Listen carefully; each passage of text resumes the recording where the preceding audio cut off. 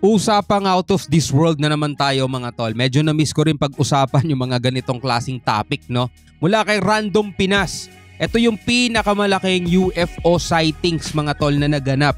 At napakaraming mga tao daw ang nakakita nito, parang nasa 1,000 ata pagkakaalala ko, no? So itong videong panonoorin natin mula kay Random Pinas, yan, kung nakikita ninyo mga kapatid, hinihikayat kita, baka hindi ka pa nakakapag-subscribe sa kanya, napakarami ng mga malulupit na content na mapapanood natin dito at talagang mapapaisip ka na lang eh. Diba, mapapa-oo ka na mapapahindi na mapapa-ewan. Parang ganun ang magiging datingan dito mga tol. Pero eto, panoorin natin ang sama-sama at bigyan natin ng reaction video. Bago yan, hinihikayat din kita, huwag mong kalimutan mag-subscribe dito sa ating YouTube channel kung gusto mo yung mga ganitong klaseng commentary, reaction video sa iba't ibang mga topic, mga mystery, history na naghaganap dito sa ating daigdig. So wag na natin patagalin pa, total wala na rin naman tayong hinihintay na. Panoorin na natin to mga tol. Isang gabi noong 1997, isang aircraft ang dahan-dahang lumilipad sa ibabaw ng syudad ng Phoenix. Hindi ka panipaniwala ang laki, mas malaki pa sa kahit ano pang mga aircraft na nagawa ng tao. Ang airship na ito, hindi may paliwanag ng physics at para sa mga UFO fanatics, isa ito sa pinakamalaking ebidensya na hindi tayo nag-iisa sa universe. Ang kasong ito ay itinuturing ng marami na isa sa pinakamalaking kaso ng UFO sighting dahil sa dami ng nakasaksi. Sobrang dami ng nakasaksi mga tol, iba't ibang mga anggulo, iba't ibang mga video ang lumabas mga tol, no? Isang napakalaking aircraft yung nakita nila na lumilipad at napakalaki daw na mas malaki pa sa kung anumang aircraft ang naimbento ng tao, mas malaki pa doon mga tol. O maaaring ang buong syudad naguluhan lamang, nalinlangan. Tingnan natin kung anong katotohanan dito. Ang kaso ng UFO sighting dahil sa dami ng nakasaksi. O maaaring ang buong syudad naguluhan lamang, nalinlangan at ang kaganapang ito hindi talaga nangyari. Tinawag na Lights Over Phoenix ang insidente at mas kilala bilang Phoenix Lights.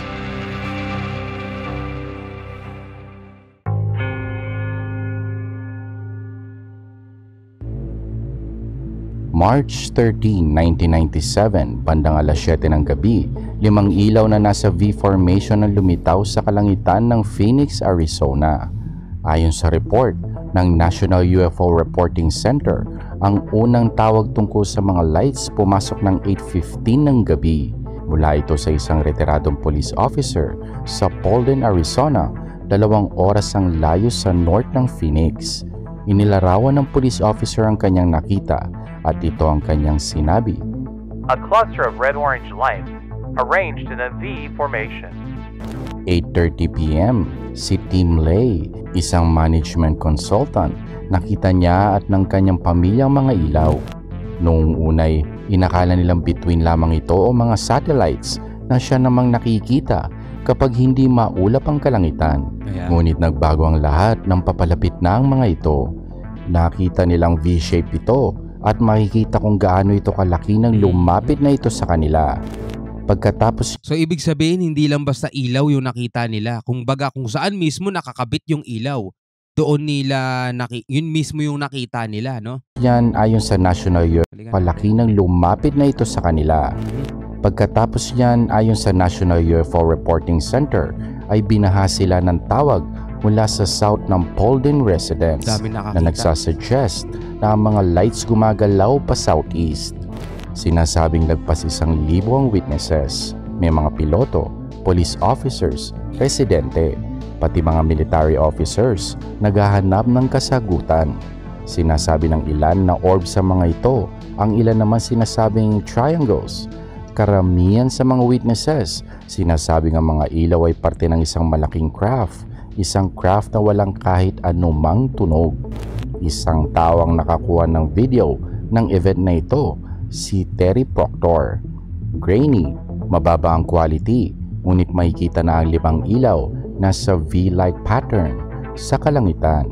1997 pa kasi ito no? Alam niyo na, wala pang camera phone nito. Ang mga camera nito, puro mga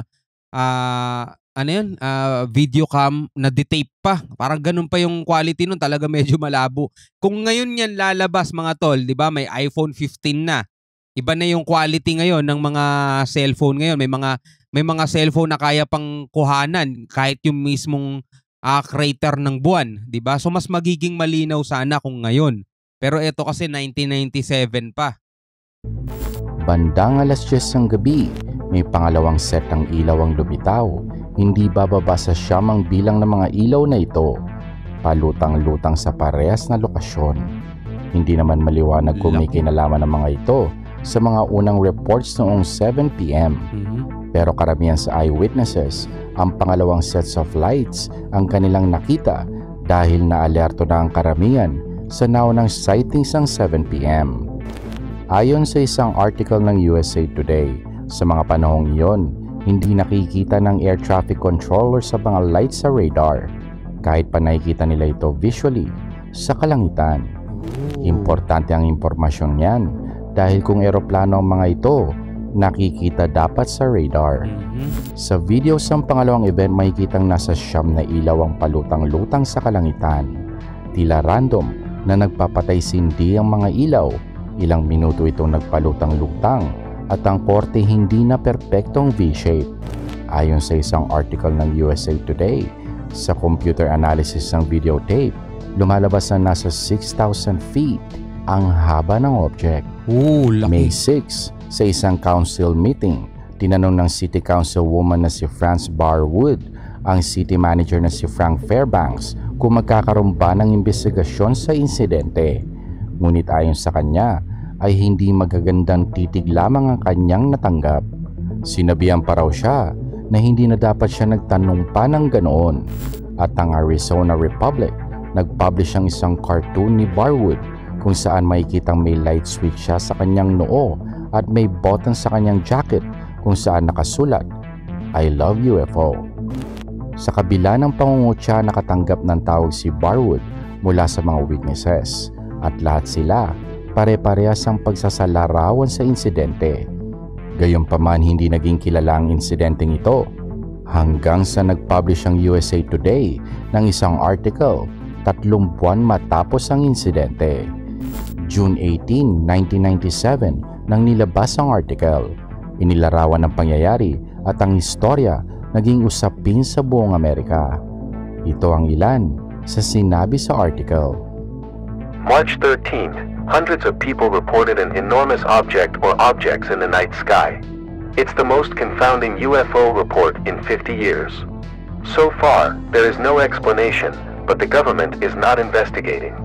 Local and federal agencies disagree over who should purse the report.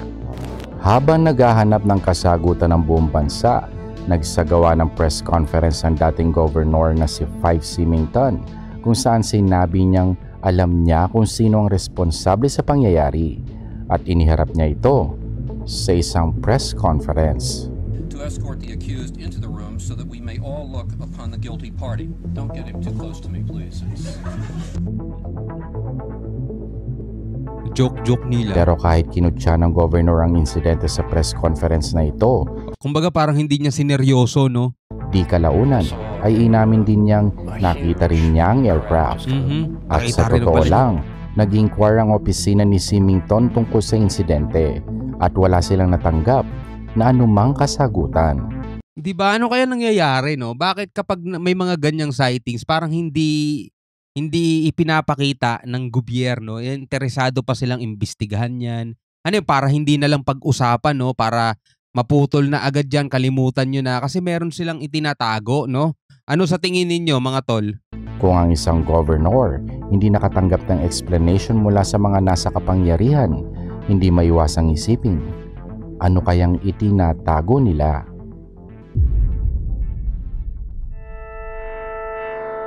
Ano nga ba ang nangyari sa gabing iyon? Dalawang teory lamang ang lumabas. Ang unang teory ay ang opisyal na paliwanag ng Air Force. Ang ilaw ay flares lamang mula sa isang high-altitude training exercise. Sinabi ng military na ang mga flares ibinagsak sa ibabaw ng Barry M. Goldwater Range malapit sa Gila Bend, Arizona. Ngunit mahalagang banggitin ng Davis Monthan Air Force Base, ang base na umano'y nagsagawa ng training exercise. Originally, sinabi nilang wala silang eroplanong nasa ere ng mga oras na iyon. Sa kamalabong flare lang yun, makikita mo naman kung flare lang talaga eh. Alam ng mga taong nakakita at kitang-kita rin naman sa video, 'di ba? Kung flare lang yun, dapat unang-una may naiiwan dapat na trail, 'di ba? Hindi yung tipong ganun lang talaga, tapos pantay-pantay, 'di ba? Meron pang iba. June ng taong yon, isang local news anchor ang nag-tape ng isang flare drop ng military.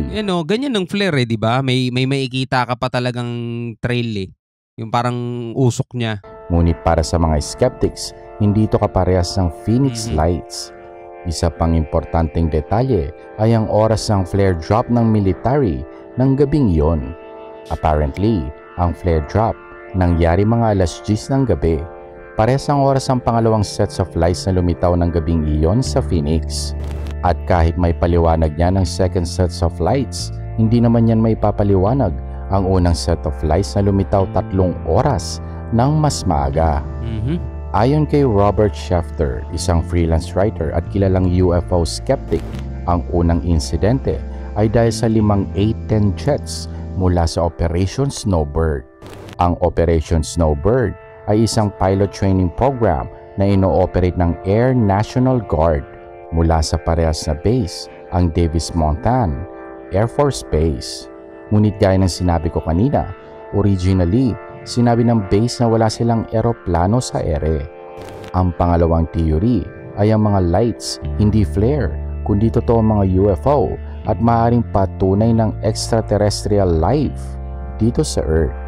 Ilang beses na rin sinubukang i-recreate ang flare drops, ngunit hindi talaga ito kawangis ng Phoenix Lights. March 14, 1997, kinabukasan nito matapos ang insidente ng Phoenix Lights, isang airman mula sa Luke Air Force Base ang nagdetalye ng isang nakakabahalang istorya. Sinabi niya na nakatanggap sila ng tawag mula sa Prescott Valley Airport. May isang object daw na muntik nang tumama sa isang maliit na Cessna airplane. Bandang 8:30 daw nila natanggap ang tawag. Bilang tugon, nagpadala ang Air Force Base ng 2 F-15 para mag-imbestiga. At sa kanilang pagbalik, ganito inilarawan ng airman ang estado ng piloto. The command pilot of this particular flight, I've never seen this man scared, and he was scared to death. He's not sure what it was. Ang nakita raw ng piloto ay 5 distinct lights na nasa triangular pattern. Ang encounter nangyari bandang 8:30, mas maaga na lagpas 1 oras sa sinasabing pag-drop ng flares ng military. At ang sagot ng Air Force, as usual, dinideny nila ang encounter na ito. December 2017, napag-alaman na gumastos ang Defense Department ng $22 million para sa isang Advanced Aerospace Threat Identification Program. Inamin ng mga officials ng Defense Department na ilang taon na nilang iniimbestigahan ng mga UFOs. Pero mo no, i-deny nila, pero ang laki ng perang ginagastos nila para dito, no? Ang Secret Pentagon program spend millions to research UFOs. Diba? Magre-research din naman sila, $22 million. Imagine mo kung gaano kalaking pera na yun ngayon. Lalo na ngayon, no? Sa panahon ngayon. Big sabihin, sa dami ng mga reports, bagamat hindi nila inaamin noong una, ay iniimbestigahan at sineseryoso nila mga ito. Sa huli, ang mga skeptics at believers parehas hindi kayang patunayan kung ano talaga ang nangyari ng gabing iyon sa Phoenix. Sa kabila ng daan-daang witnesses, tila kontento na ang karamihan, naiiwang misteryo ang pangyayaring ito. Ganun na nga lang. Siguro isang araw, malalaman din natin ang sagot. Pero sa ngayon, ang Phoenix Lights mananatiling unsolved. Huwag kalimutan mananatiling unsolved kasi walang may gustong kumbaga palawakin pa yung ang daming nagtatanong, walang makuhang eksplanasyon, walang gustong makuhang eksplanasyon. After ilang panahon, biglang i-deny, di ba? Kasi kahit nasabihin nilang flare, hindi talaga siya mukhang flare kasi inano nila ginawa ulit nila, ni-remake ulit nila Pero ang problema, makikita mo kasi pag flare, kahit na luma na yung camera, 'di ba makikita mo may mga trail talaga yun, yung usok ng pinanggalingan, 'di ba? Pero dito wala talaga no. Tapos abi nung mga nakakita, masyado daw malaki, kitang-kita daw talaga nila kung gaano kalaki yung lumilipad na yun.